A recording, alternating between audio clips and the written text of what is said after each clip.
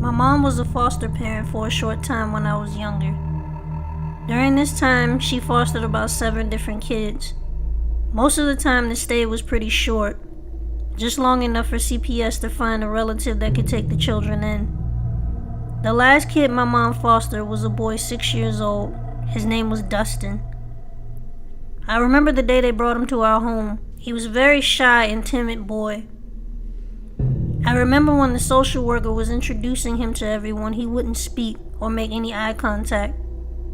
I was pretty shy around new people myself, even to this day, so I knew the best thing to do was give him some time and space and let him warm up to us. Over the next few days, Dustin did indeed warm up to the family, especially to me. He always stayed close to me, wanted to go wherever I went. I didn't mind, of course. I was glad he was becoming comfortable. We played video games, we watched movies, we walked to the store where I'd buy him candy and other snacks. It saddened me a bit to know that Dustin would only be with us temporarily because I was becoming quite fond of him, and I always wanted a little brother. One day while my mom was out to work, Dustin and I were in the living room playing on the Xbox when he said, "Let's play a game." "We are playing a game," I replied with a smirk. "No, I mean a real game." "What game?" "Hide and seek." I really wasn't in the mood for it, so I said, "How about we just play a different video game? You can pick whichever one you want." His face turned sad and he looked to the ground. Hide and seek was the last game I played with my mom before she died. It's my favorite. I remember feeling terrible for him after hearing that. I jumped up and said, "Alright, you want to play hide and seek, you better bring your A game, because I'm the queen of hide and seek." His face lit up in excitement. "You're it," he said. "Go to the closet and count to 30. I got in the closet and began to count. When I got to about 15, I heard a sound like something hit the closet door. I figured it was just Dustin fumbling around trying to find a good hiding space. I continued to count. 30! I'm coming for you." I pushed the closet door and it wouldn't open. It wasn't locked, but it wouldn't budge. Something was on the other side of the door keeping it shut. I yelled out to Dustin. No response. I yelled louder. Still no response. I began to kick the door.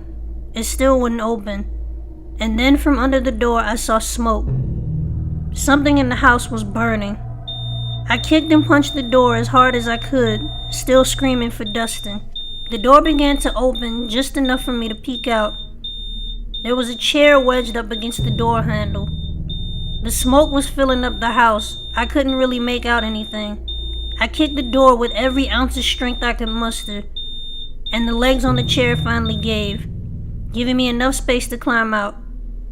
My eyes and throat were burning. I made it to the front door, purely from memory. As I opened the door and ran outside, I saw Dustin standing on our front lawn. He looked at me with such a disappointed face and said, "You cheated." I realized in that moment that Dustin had been the one to set the fire. I ran across the street and stared at my house, which was engulfed in flames, and listened to the sound of the sirens as they got closer to our home. I explained to the police what happened. Dustin stood about 5 feet away from me, still with the same disappointed stare, as I looked back at him terrified. The worst part was the look on my mother's face when she saw her home burning to ashes. The social worker came and took Dustin away, but not before I asked her, "How did Dustin's mother die?" She told me his mom died in a fire in her home a year ago.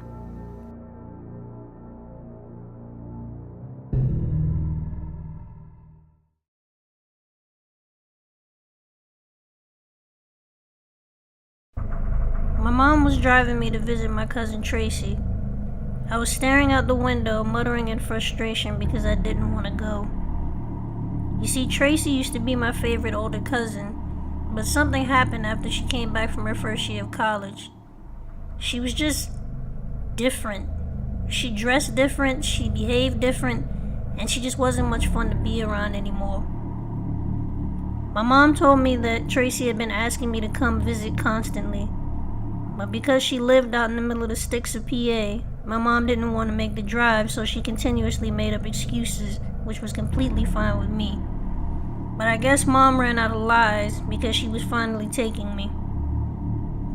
She dropped me off in front of the house and said, "Tell Tracy hi, and I'll be back in a couple of hours to get you."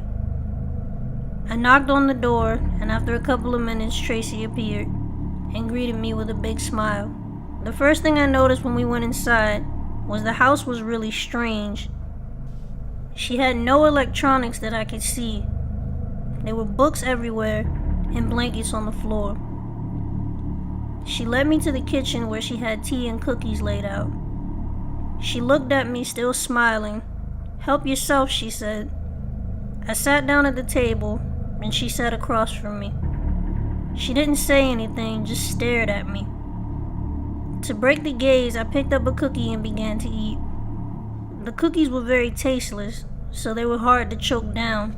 I looked back up at Tracy. We stared at each other in silence for a few seconds. I decided to make small talk to break the silence and awkwardness. But before I could think of anything to say, a light suddenly flooded the kitchen, and then heard the sound of tires over gravel. "Just in time," Tracy said. "Time for what?" I asked. "Night service." She got up and walked to the front door and went outside, I guess to greet whoever had just pulled up. I went to the kitchen window to peek outside, but it was so dark I really couldn't make anything out. I decided to go into the living room and pick the spot on the floor next to the wall. I didn't know who was here, but I just told myself her house, her business. As I was starting to make myself comfortable on the floor, Tracy had come back inside and was walking toward me. "Time to head down," she said. I looked at her puzzled. "Come on, let's go," she said as she held out her hand. I was confused, but also curious, so I took her hand and she led the way. We walked down her hall to a big red door. When she opened it, I looked down and all I saw was darkness. I stopped where I was. I didn't want to go any further. I heard murmuring voices coming from the darkness, I guess from the people that pulled up earlier. Tracy tugged on my hand to continue to walk. I did.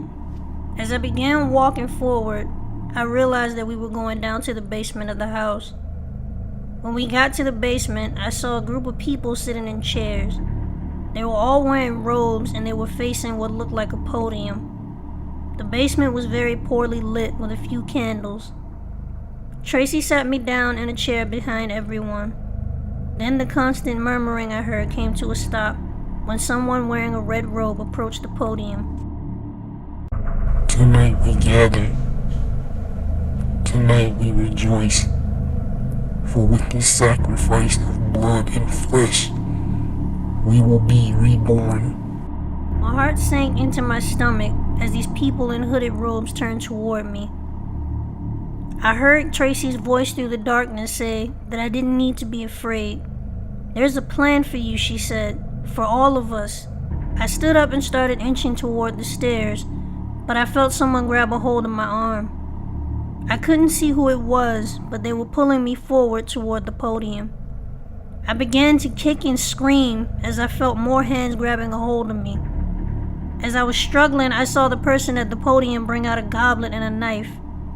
Then I heard voices begin to sing a song that was in a different language. As I was being pulled to the podium, I screamed louder and kicked harder. Then I heard pounding coming from upstairs. They must have heard it too because they stopped singing and let me go.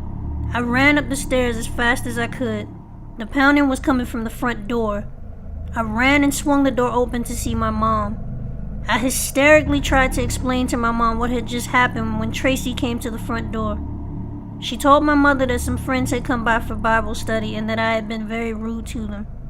She said, in fact, that I had an attitude since she dropped me off. I told my mom that Tracy was lying, but she told me to stop talking. My mom apologized to Tracy for my behavior, and as I tried to speak up again, my mom ordered me out to the car. At that point, I just gave up. I didn't say a word the whole ride home. All I could think about was what those people would have done to me if my mom hadn't shown up. I still have nightmares about it to this day.